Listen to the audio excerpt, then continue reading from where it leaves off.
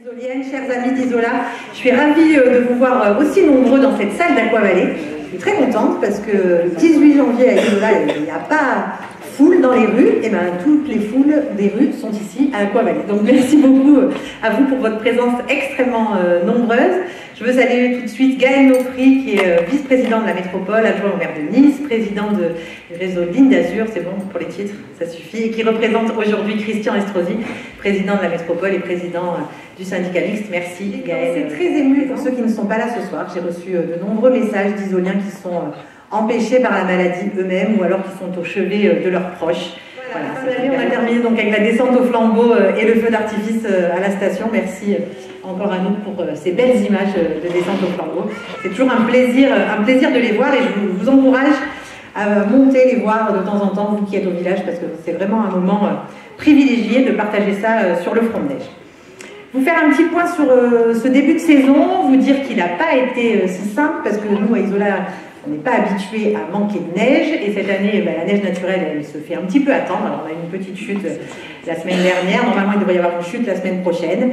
C'est vrai qu'on n'est pas habitué à manquer de neige naturelle. Heureusement, il y a eu des investissements qui ont été faits par le syndicat mixte pour la neige de culture. On a eu un dysfonctionnement, je le dis de la manière la plus transparente possible, et de la même manière que celle dont je vous en ai fait part à Isola 2000 pour ceux qui étaient présents. Il y a eu un dysfonctionnement pendant 3 jours sur une ligne de canons à neige. Donc pendant 3 jours, il y a de la neige qui n'a pas pu être produite effectivement. Ensuite, ça a été réparé. Et s'il n'y avait pas eu de neige de culture produite, eh bien, il n'y aurait pas pu avoir d'ouverture de piste. Donc, moi, j'ai pas de problème pour dire quand il y a quelque chose qui ne fonctionne pas, mais il faut aussi dire quand quelque chose fonctionne bien. Et les services de la SEM, autour de toi, Jean-Christophe et de Pierre, ont particulièrement bien travaillé puisque l'entièreté des pistes qui sont couvertes par la neige de culture ont pu être ouvertes. Donc merci à tes équipes, je ne manquerai pas de leur dire à nouveau, moi-même, les remerciements les plus chaleureux et les plus appuyés. On peut toujours s'améliorer, mais ils ont fait un sacré travail. Donc merci beaucoup à eux. Revenir sur quelques événements pas très agréables qui ont eu lieu autour du jour de l'an à Isola 2000. Alors on a eu pourtant une soirée, vous en avez vu quelques images, qui s'est extrêmement bien passée, un début de soirée très festif avec beaucoup de monde sur le front de neige, une ambiance très familiale, très bon enfant, avec des enfants, des ados, des familles qui étaient là. Et puis il y a eu un événement extrêmement malheureux qui a fait des blessés. Heureusement, leur pronostic vital n'est plus engagé, ils sont maintenant tirés d'affaire, même s'ils sont évidemment extrêmement choqués. Mais c'est un événement isolé. Alors, on regrette évidemment qu'il ait eu lieu à Isola, on pense beaucoup aux familles des victimes, mais c'est un événement qui aurait pu avoir lieu n'importe où ailleurs. Ce n'est pas un événement lié à l'activité station de ski. On déplore que notre société en arrive à ce genre d'événement, mais malheureusement ça peut arriver partout ailleurs. Et ce ne sont pas des voyous qui seraient montés en bande depuis Nice pour un règlement de compte, ça n'a rien à voir, c'est un événement privé, isolé, qui a eu lieu en fin de soirée. Donc voilà, pour remettre un peu les choses dans leur contexte, parce qu'il y a eu beaucoup de bêtises qui ont été racontées autour de cet événement, et c'est dommage. Et évidemment, toutes les autres soirées se sont extrêmement bien passées. En tout cas, les victimes étaient dans un état extrêmement inquiétant quand les agents de sécurité de la galerie sont arrivés. Et c'est grâce à l'action des agents de sécurité de la galerie qu'ils ont pu être sauvés. Vraiment, si leur vie a été sauvée, c'est grâce à eux. Ce sont les agents de sécurité, pour ceux qui montent à la station, ce sont ceux qui se promènent dans la galerie marchande et qui ont un petit uniforme rouge avec marqué GNCE. Eh bien, c'est à eux qu'ils doivent la vie. Donc voilà, si vous les croisez, n'hésitez pas à leur faire vos remerciements eux aussi, parce qu'ils ont été véritablement héroïques. Je ne vais pas vous commenter chaque image du film, parce que sinon ça ne servirait à rien d'avoir fait un film. On a déjà parlé longuement du Tour de France lors du festin, mais je veux redire aux très nombreux Isoliens qui sont là que vous avez fait un travail admirable, que vous soyez agent de la métropole, agent des services de la commune, agent de la SEM, ou bien tout simplement bénévole isolien dans les associations, ou bénévole d'un jour. Tout le monde s'est mis au travail pour que cet événement soit une réussite. Il y avait des contraintes qui étaient extrêmement fortes, c'était beaucoup de travail, beaucoup d'investissement de la part de la commune, beaucoup de réunions. Je regarde Valérie et Elsa, mais je pourrais regarder Cyrielle, je ne vois pas où elle est, mais elle doit être vers le fond. On a fait, Cyrielle et Déborah et Valérie ont fait énormément de réunions avec Séverine, Thierry également et Steve, pour trouver des places de stationnement, pour rassurer les gendarmes, parce qu'on savait qu'on allait avoir du monde, mais il fallait que les gens puissent venir. Et la difficulté, c'était de rassurer les services de la préfecture et les services de gendarmerie et de leur dire qu'on avait suffisamment de stationnement au village et à la station pour accueillir tout ce monde. Donc tout ça, ça s'organise, ça se fait pas en 2 jours, ça se fait pas une semaine avant le Tour de France. Donc merci aux services de la métropole qui ont travaillé main dans la main, évidemment, avec les services de la commune. Et évidemment, on n'aurait pas eu le Tour de France sans l'action de Christian Estrosi qui a réussi à convaincre ASO d'avoir non pas une étape sur la métropole, mais d'avoir 3 étapes sur la métropole. Donc une vraie mise en lumière de notre territoire, et on le mesure chaque jour, puisqu'on a de nombreux tours opérateurs et de nombreuses équipes de vélo. Alors, Isola, c'était déjà une terre de vélo, on avait déjà des équipes professionnelles qui venaient s'entraîner, mais on est de plus en plus démarchés pour avoir des équipes qui viennent s'entraîner ici à Isola, pour avoir des bons globules pour s'entraîner en altitude. Donc voilà, merci encore à Christian Estrosi et aux équipes d'ASO qui ont été à nos côtés aussi pour nous aider, mais tout le travail que vous avez pu voir de décoration, évidemment ce sont les agents des services techniques, c'est le CCAS, c'est les enfants des écoles, les enfants des crèches, c'est vous tous qui avez aussi décoré vos balcons, et tout ça n'aurait pas pu être fait sans vous, donc merci encore beaucoup à vous tous. On a la Tour de France, on avait inauguré le mur du Tour de France, qui est maintenant aussi connu que le mur, on a baptisé le mur des champions sur la route. On a inauguré au mois de juillet le pump track à la station, donc je vous rappelle le coût du pump track, 349 000 € qui ont été financés par l'Agence nationale du sport, le conseil départemental et la commune d'Isola évidemment. Et je veux remercier les entreprises locales qui ont travaillé sur ce pump track. Je vois Pierre Mario qui est là, merci Pierre, parce qu'aux côtés de l'équipe avec Valtiné et aux côtés de l'équipe de Christophe Ferrier et de Jean-Jacques Ferrier, vous avez fait un super travail, donc merci pour ce pump track qui est apprécié de tous, qui est en libre accès. Ce pump track c'est le vôtre, n'hésitez pas à y aller. Sur la vidéo, vous avez aperçu une isolienne que je ne nommerai pas, mais parce que vous avez tous reconnu en train de retirer ses premiers billets au distributeur automatique. On vous l'avait promis, vous nous l'aviez demandé. Madame le maire, on a besoin d'un distributeur, On vous avait dit, on y travaille. Ça n'a pas été simple du tout, comme tous les travaux, pour ne pas vous mentir. Dès qu'on fait des travaux, c'est pas simple. Il y a des retards, il y a des complications, il y a des difficultés avec les entreprises. Et bien, ça a été aussi difficile pour le distributeur automatique de billets. Maintenant, il est là et je sais que vous en êtes particulièrement contents. Donc, merci aux élus qui ont porté ce projet au jour le jour, parce qu'il fallait le suivre au jour le jour. On a vu des images de la cantine et de la crèche à la station. Donc, là aussi, c'est un projet dont on parle depuis longtemps. Il n'y avait pas de cantine à la station et on a quand même, par exemple, cet hiver, 49 élèves à l'école primaire de la station, de la petite section au CM2. Et il y avait un vrai besoin d'avoir cette cantine scolaire. Et on a livré la cantine scolaire à Isola 2000 en même temps que la cantine scolaire à Isola Village. C'est-à-dire que nos petits isoliens qui sont à l'école primaire au village, et je salue Lucie, qui est la nouvelle directrice de l'école primaire d'Isola Village et qui est extrêmement volontaire pour participer à tous les projets de la commune et qui donne aussi de son temps parce que parfois elle surveille les élèves le temps qu'il y ait une deuxième rotation qui soit faite avec le bus pour que les petits aillent à la cantine. Merci Lucie pour ton travail. On peut l'applaudir parce qu'elle fait vraiment un super travail avec ses élèves. Merci Lucie. Merci, on est vraiment ravis de t'avoir ici à Isola et j'espère que, je sais que ton époux travaille sur Oron, mais ne nous fais pas d'infidélité, ne pars pas parce qu'on est vraiment très contents de t'avoir ici.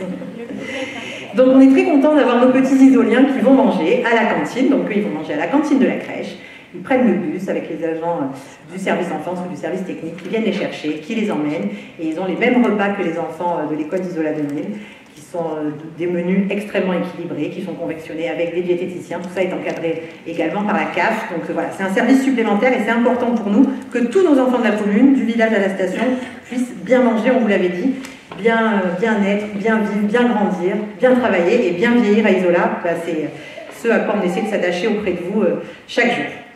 Vous avez vu des images de l'Élie Station qui a été entièrement financée par la commune puisqu'on n'avait plus de vol privé, on n'avait plus la possibilité de faire de vol privé et qu'on avait une vraie demande de la part de clients de la station. Donc l'Élie Station est à nouveau opérationnelle. Et puis à Isola 2000, on a aussi inauguré la mairie annexe puisque avec le jeu de chaises musicales et les changements de locaux, nous n'avions plus de mairie annexe depuis 2 ans. Donc c'est chose faite.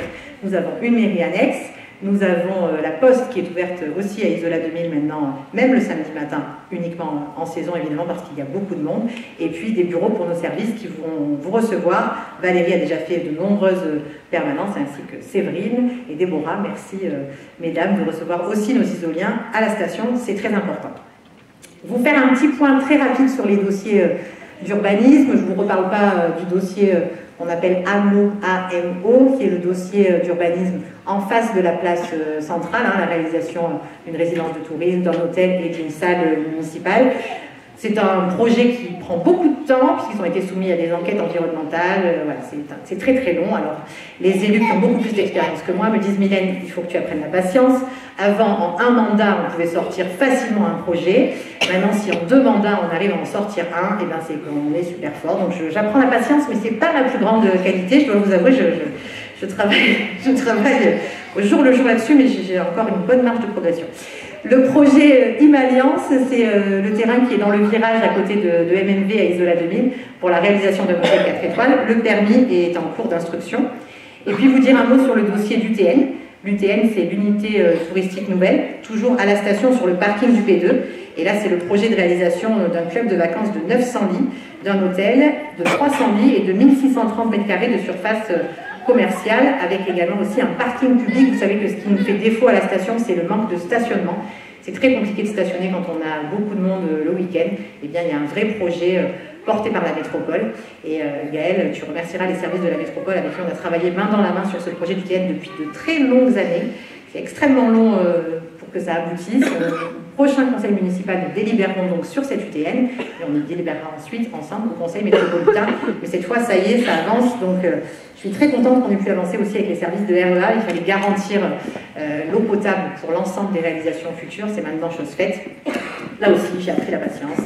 Ça avance, c'est chouette. Merci. Je veux remercier au passage David Lisnard, puisqu'une procédure du TN, je lui dis, on doit d'abord délibérer dans la commune, ensuite on délibère en conseil métropolitain, en intercommunalité, et ensuite le projet du TN, partout en France, sont portés par un comité de massif. Et David Lisnard, qui est président de l'Association des maires de France, et avec qui je travaille régulièrement sur de nombreux dossiers, avec qui j'étais encore ce matin à Cannes, m'a demandé d'être sa représentante au sein du comité de massif, ce qui me permet de m'imprimer de tous les dossiers qui sont faits par les stations et les communes des autres massifs, que ce soit la Savoie ou la Haute-Savoie. Et donc c'est très formateur et très important pour Isola, et j'espère utile pour nos futurs projets. Vous dire qu'on a encore plein d'événements à venir, évidemment, cet hiver. Et notamment, je veux remercier François Olivier qui n'est pas là aujourd'hui parce qu'il y avait un événement snowboard sur Isola 2000, mais qui a réussi à avoir, et c'est une première dans les Alpes-Maritimes, la Coupe du Monde junior de snowboard cross et de ski cross au mois d'avril. On a 2 week-ends à Isola 2000 où on aura la Coupe du Monde junior. Donc c'est vraiment un événement énorme avec beaucoup de monde, beaucoup d'équipes venues du monde entier. Donc il y aura des équipes qui seront logées au Fun, des équipes qui seront logées évidemment à la station aussi. Et c'est un vrai rayonnement pour la station. Et François fait un vrai travail autour des événements du snowboard et du ski. Donc merci à lui pour son engagement sans faille. Vous parlez des travaux à venir. Je vois Kylian qui est là, pas loin du premier rang. On est très contents d'avoir la réouverture du touring et du restaurant. On était déjà contents l'année dernière. On est contents maintenant d'avoir un restaurant de encore meilleure qualité. Je ne parle pas de la cuisine, mais des locaux, puisqu'il a fallu, je vous parlais tout à l'heure des désagréments lors des chantiers. Bon, je ne reviendrai pas sur le chantier du touring, mais ça n'a pas toujours été simple. On a maintenant un restaurant qui est ouvert, y compris l'hiver. Merci Kylian pour ta patience, toi aussi, parce que alors, si nous n'y pouvons rien, si nous avons eu des problèmes avec des entreprises, mais toi non plus, donc merci pour ta patience. Et Kylian, avec le touring, il fait vraiment vivre le village toute l'année, et je vous demande de l'applaudir très fort. Merci Kylian.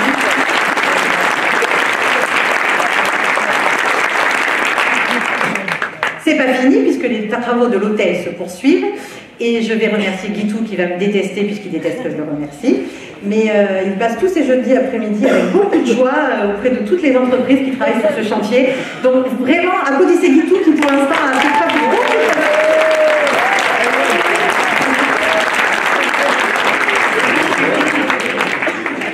de... Donc très prochainement, l'hôtel, vous pourrez dire à vos amis qui peuvent venir vous voir à Isola et qui ne sont pas obligés d'occuper votre canapé, mais qui peuvent dormir à l'hôtel, dans une chambre que Kylian aura aménagée. Merci à vous deux.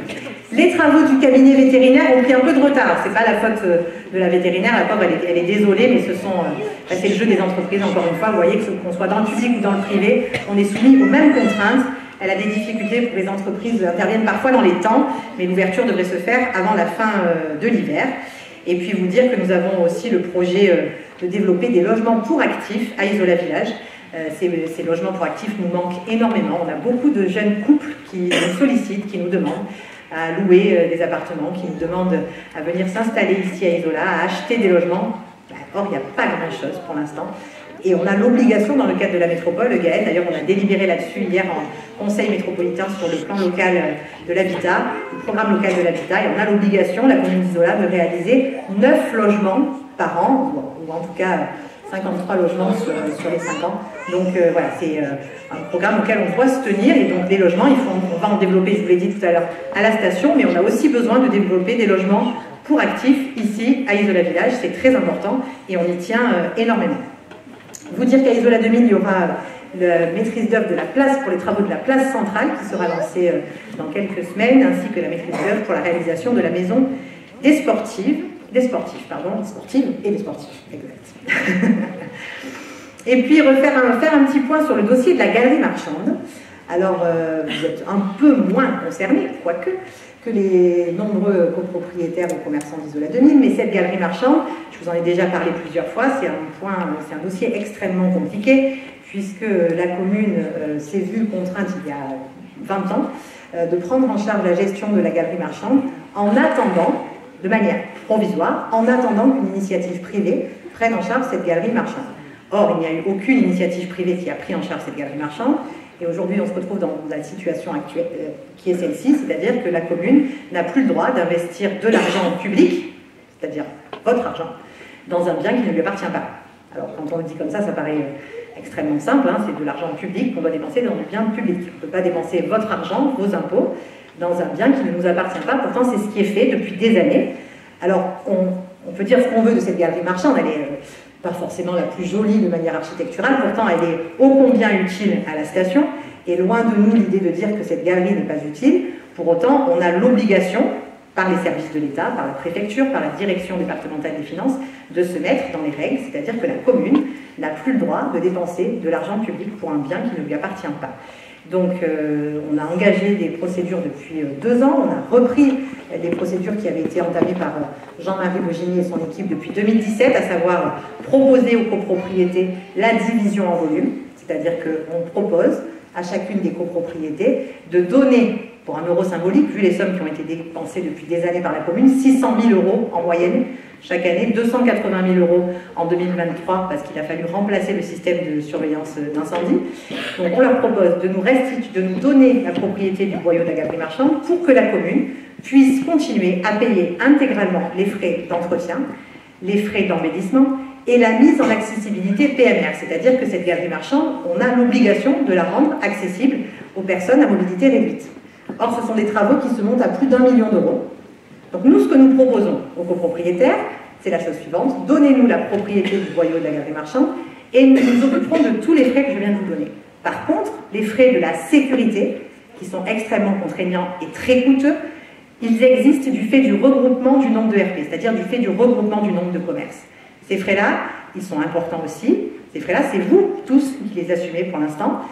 Et la loi nous demande que ce soit qu'ils soient répartis entre chacun des propriétaires des différents ERP, des différents commerces. Voilà. La commune a aussi des locaux dans cette galerie marchande. Évidemment, nous paierons pour nos locaux, mais la loi demande à ce que les frais de sécurité soient répartis entre chacun des commerçants. Voilà. Aujourd'hui, c'est un point qui n'est pas encore abouti. J'espère que les propositions qui sont faites par la commune aboutiront, parce que sinon, nous nous retrouverons dans une situation extrêmement simple, c'est-à-dire que nous serons obligés d'accepter que le préfet prenne la main sur ce dossier. Évidemment, le risque, c'est que la galerie ferme. Donc à ceux qui racontent que la mairie a envie de fermer la galerie marchande, eh bien pas du tout. La mairie a juste envie de pouvoir dépenser de l'argent dans cette galerie marchande, mais on a l'obligation de le faire de manière légale. On a l'obligation de vous rendre les comptes. L'argent public, c'est le vôtre. On n'a pas le droit d'utiliser cet argent pour autre chose que les biens publics de la commune. Voilà, c'est extrêmement simple. Les sommes ne sont pas exorbitantes pour chacun des commerçants et pour chacun des propriétaires de locaux, mais on a l'obligation de répartir ces frais. J'espère qu'on aboutira, parce que sinon, on va se retrouver dans une situation extrêmement compliquée. Valérie tient des permanences à la mairie annexe. N'hésitez pas, si vous voulez aller la rencontrer, avoir des avis là-dessus, n'hésitez pas à aller les voir. Et si vous êtes vous-même copropriétaire, il y en a ici qui sont copropriétaires à la station, n'hésitez pas à vous rendre aux assemblées générales parce qu'on aura besoin de vos votes, parce que ce qui va se passer sinon, c'est que l'entièreté des frais va être à la charge exclusive des copropriétaires et des commerçants. Et la mairie ne pourra plus rien faire. Voilà. Je le dis de manière très claire, parce qu'il y a eu beaucoup de désinformation qui a été faite sur ce sujet, et c'est très contrariant de passer autant de temps et autant d'énergie pour essayer de régulariser un dossier, pour essayer de continuer à faire vivre un espace qui permet à tout le monde de travailler et de se retrouver parfois devant beaucoup de mauvaise foi. Donc nous sommes allés au bout de ce que nous pouvions faire. J'espère maintenant que chacun pourra faire preuve de raison. Voilà, parenthèse fermée, mais c'était important pour moi de vous le dire. Et merci Valérie pour le travail que tu fais à mes côtés, aux côtés des avocats qui nous accompagnent sur ce dossier également. Je voulais revenir sur la venue de monsieur le préfet, qui est venu puisque l'État a créé un fonds Avenir Vallée. Et il y a Jean-Paul qui est là. Je n'avais pas prévu, mais Jean-Paul, si tu peux venir à mes côtés, comme ça tu vas pouvoir venir me dire un mot. Jean-Paul, c'est le président de l'AFA. Alors, non, la plupart d'entre vous le connaissent déjà. Je pense que tout le monde te connaît. Alors, tout le monde peut t'applaudir, Jean-Paul, quand on travaille.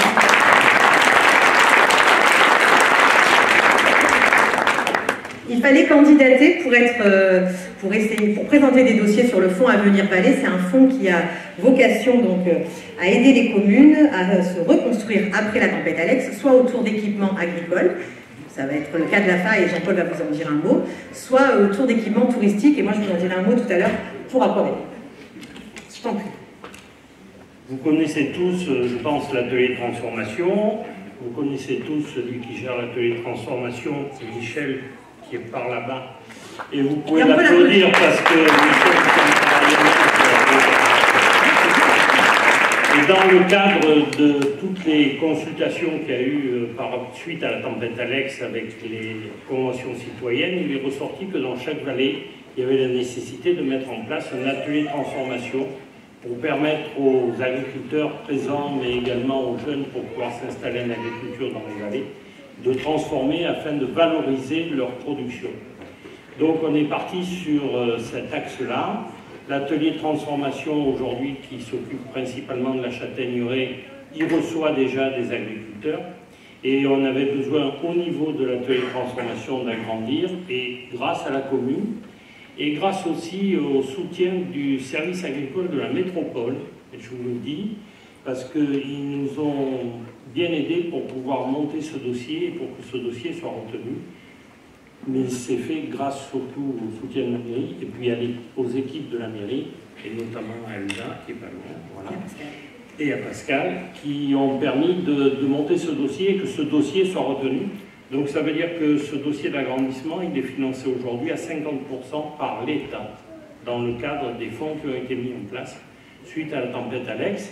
Et bien évidemment, derrière, la mairie a été chercher le reste. C'est-à-dire, et aujourd'hui, ce projet est financé à 80%, ce qui est le maximum de subventions possibles sur un projet porté par une collectivité. Je pense que je suis optimiste en regardant Pascal dans les yeux. Calme-toi sur l'optimisme et sur les délais. Bon, on va dire que en 2027, on aura... Voilà, tu vois, je suis prudent. Hein. En 2027, cet atelier fonctionnera comme il fonctionne aujourd'hui. Sachez qu'aujourd'hui, il y a quand même 15 000 pots de crème de marron qui sont transformés, que le planning que tient Michel sur l'atelier de transformation, normalement une saison de châtaigne, c'est octobre-décembre. Je sais que là, tous les jours sont pleins jusqu'en février. Donc ça veut dire que de plus en plus, il y a de gens qui utilisent cet atelier. Et je crois que l'agrandissement va permettre de pouvoir le faire dans de meilleures conditions et surtout de permettre à des exploitants agricoles de venir s'installer dans la vallée de l'Étienne pour valoriser tout ça et entretenir tous les terrains. Voilà. Merci. Merci Jean-Paul.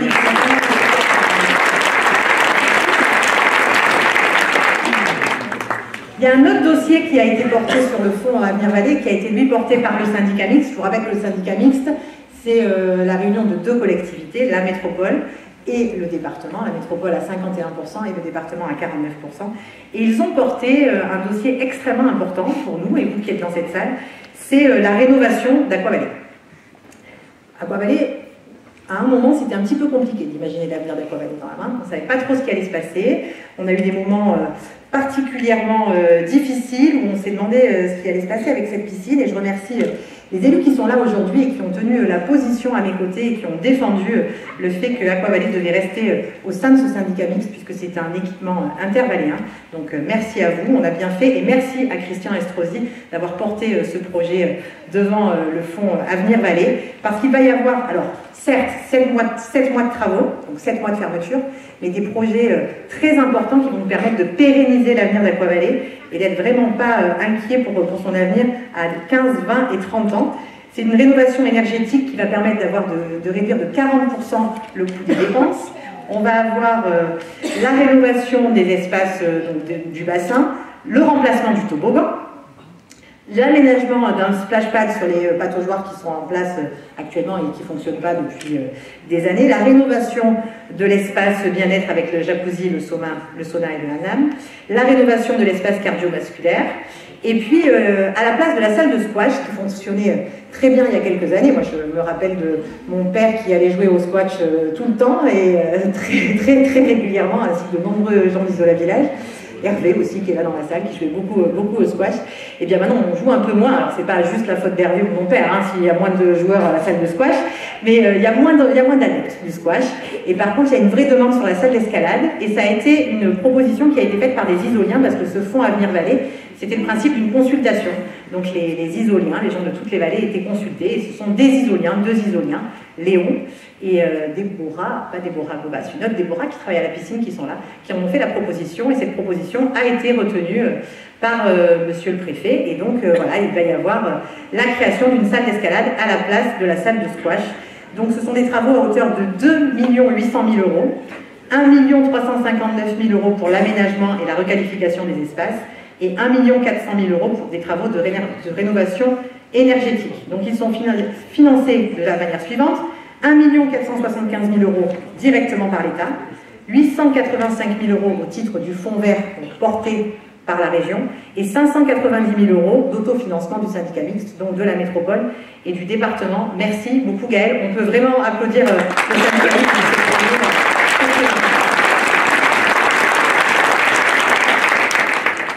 Je vous dis un mot sur les projets du domaine skiable. On en a parlé longtemps, donc les travaux de la luge 4 saisons avancent bien. On a hier en conseil municipal délibéré sur ce projet de luge 4 saisons, et il est lié aux travaux du remplacement aussi du télécabine de Pelvoz. Ils ne sont pas liés matériellement, hein, ils sont 2 espaces différents, mais ils sont liés dans le même calendrier. On va regarder, donc la luge, elle sera vraiment dans le centre de la station, elle partira, vous voyez le départ du téléski de Front-de-Neige, il y aura une passerelle himalayenne, elle partira de l'autre côté, ça c'est le tracé de Pelvoz. La luge, elle montera dans ce sens, elle arrivera en haut du bordeur. Attends, on revient au début. Donc la luge et le remplacement du télécabine de Pelvoz auront lieu en même temps, c'est-à-dire que le calendrier annoncé par Christian Estrosi, c'est le dépôt du dossier de défrichement et du permis de construire en février 2025. Ils espèrent un accord à l'automne 2025 et le début des travaux au printemps 2026 pour une livraison donc de la luge 4 saisons et du nouveau télécabine de Pelvoz pour la saison d'hiver 2026-2027. Donc ce sont vraiment de très bonnes nouvelles pour la station. Et je t'en prie, montrons le tracé du télécabine, du futur télécabine de Pelvoz. Vous voyez l'actuelle télécabine, vous connaissez hein, les œufs historiques. Bon, bah, c'est le plus ancien télécabine. Et Jean-Christophe, tu m'arrêtes si je dis une bêtise, mais il n'y en a plus que 3, c'est ça ? En France, des télécabines comme celui-ci, et s'il venait à y avoir une panne importante, on aurait beaucoup de mal à le réparer parce que ça n'existe plus. Ce sont des équipements qui sont extrêmement vieillissants. Donc, le nouveau télécabine de Pelvoz qui partira du P2 et qui montera, voilà, vous voyez cette future gare de départ. Je vais vous expliquer ensuite pourquoi elle ressemble à ça. Et donc, quand on voit l'arrivée du télécabine de Pelvoz, il arrivera un peu plus haut que l'arrivée actuelle et un peu plus haut à gauche. J'ai un problème dans la gauche. Un peu plus haut à gauche, voilà. Donc, ce qui va permettre de développer aussi de nouveaux espaces et de nouvelles pistes, notamment pour l'école de ski. À nous, je sais que c'était aussi une demande de pouvoir développer de nouveaux espaces autour de plateaux, donc ce sera chose faite. Donc voilà, on sera très attentif, et Jean-Christophe, qui est maître d'ouvrage aussi pour le syndicat mixte, est très attentif à tous ces travaux. Tu vas avoir beaucoup de travail, hein, Jean-Christophe, sur les années à venir. J'espère que tu es en forme. Hein. Tu es en pleine forme.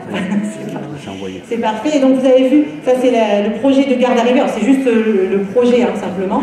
Et si tu peux juste un peu revenir en arrière, Luc.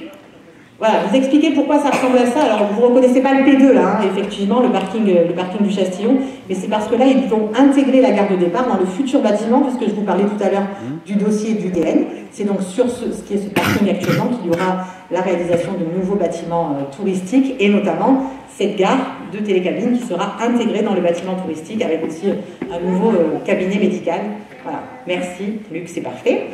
Et donc c'est vraiment une très très bonne nouvelle pour la station. Et Christian Estrosi nous a annoncé aussi la poursuite de l'étude sur le domaine de Saint-Sauveur. Il l'avait annoncé l'année dernière. Les études se poursuivent, alors dans un calendrier qui sera un peu plus long, ce ne sera pas pour 2026, pardon, mais ce sera sans doute, on espère, l'année suivante. Là, le projet est de remplacer, vous savez, il y a des remontées mécaniques qui sont extrêmement vieillissantes de l'autre côté, et le projet est de remplacer le téléski de Saint-Sauveur et le télésiège de Sistron par un seul télécabine qui permettrait, voilà, de partir à peu près du départ de Saint-Sauveur actuellement. Bon, ça, c'est à définir puisque le projet n'est pas complètement terminé, et Jean-Christophe aussi va travailler là-dessus avec le maître d'œuvre et nos partenaires de la station, notamment l'école de ski, pour essayer de réfléchir au meilleur tracé et à la manière de desservir le mieux possible ce domaine de Saint-Sauveur, avec aussi un reprofilage des pistes de l'autre côté pour la possibilité d'accéder à Boumfray, de rejoindre Merlier, mais aussi d'avoir une piste bleue qui soit plus accessible et un peu plus large, parce que c'est pas toujours facile de redescendre de Merlier. Donc voilà, vraiment de très très bonnes nouvelles pour la station. Et lors de sa venue, Christian Estrosi a aussi annoncé le lancement d'un audit sur la neige de culture. Donc cet audit a été lancé. Voilà, donc les entreprises ont jusqu'à fin janvier pour répondre. Ensuite, le syndicat mixte choisira des entreprises, et l'objectif, c'est d'optimiser les installations de neige de culture sur Isola 2000. Donc voilà, un très grand merci. Vous savez, je ne fais pas de langue de bois, moi j'ai pas de difficulté pour dire merci, j'ai pas de difficulté non plus pour dire quand il y a des choses qui ne vont pas, et j'ai eu parfois l'occasion de le faire, mais quand tout va bien et quand tout le monde nous aide, bah, il faut le dire aussi. Donc merci beaucoup, et merci Gaëlle, je te demande vraiment de dire à quel point nous sommes satisfaits des annonces qui sont faites par le président du syndicat mixte. Merci beaucoup. Et je vous demande d'applaudir le syndicat mixte et le